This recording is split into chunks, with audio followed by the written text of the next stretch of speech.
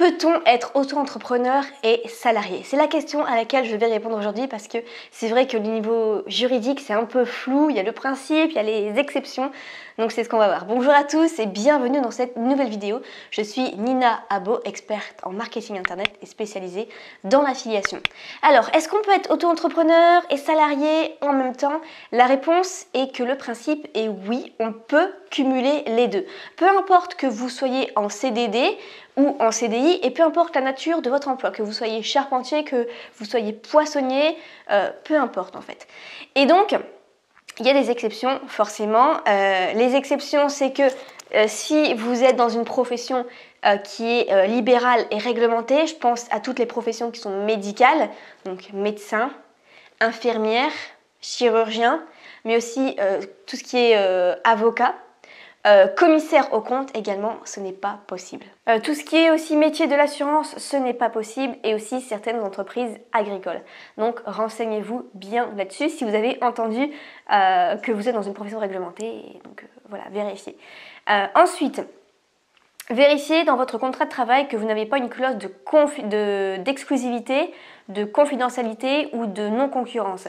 C'est-à-dire que, ou encore une clause de loyauté. C'est-à-dire qu'en fait, il ne faut pas en gros déranger, faire concurrence à votre employeur par rapport à votre activité d'auto-entrepreneur.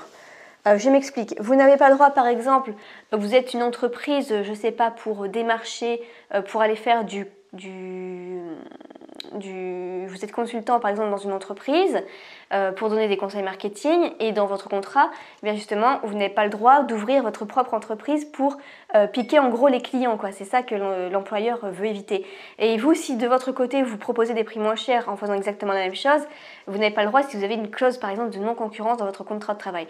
Donc vérifiez ça, c'est quand même assez rare en fait, mais vérifiez quand même dans votre contrat de travail avant de vous engager si c'est exactement la même activité, souvent dans les cas.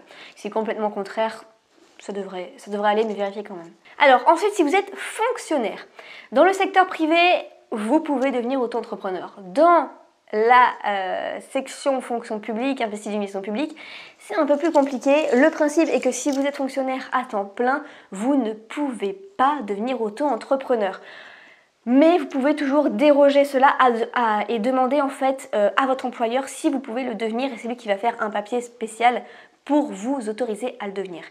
Sachant que si vous êtes par contre fonctionnaire en service public et que vous êtes à temps partiel à moins de 70% de la durée légale du travail, vous avez le droit, il n'y a pas de souci parce que vous êtes à temps partiel. Et par contre, il y a certains métiers où on vous autorise quand même à devenir auto-entrepreneur si vous êtes quand même fonctionnaire à temps plein dans le service public. Je pense à tous ceux par exemple qui sont profs ou encore service à la personne. Il y a une liste un petit peu longue, mais voilà, en général prof ou service à la personne, vous avez le droit quand même de devenir auto-entrepreneur. Et enfin, dernier cas, alors là je prends mes notes parce que c'est un peu compliqué. Vous n'avez pas le droit de devenir auto-entrepreneur si vous êtes gérant majoritaire de SARL. Si vous êtes associé gérant de EURL, mais par contre, vous avez le droit de le devenir si vous êtes simplement entre guillemets, dirigeant de société anonyme, vous êtes gérant minoritaire de SARL ou EURL, ou vous êtes président de SAS ou de SASU. Voilà, j'espère avoir répondu à vos questions. Si vous avez d'autres questions, n'hésitez pas à me les poser juste en dessous. J'essaierai un petit peu de voir ce qu'il en est pour votre propre cas. Je vais essayer, je ne vous garantis pas forcément.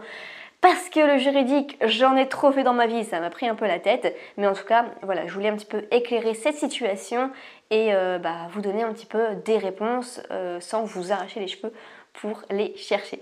Voilà pour cette vidéo, n'hésitez pas à me lâcher un petit like juste en dessous de cette vidéo. Et puis on se retrouve dans une prochaine. En attendant, je vous souhaite plein de succès. Ciao!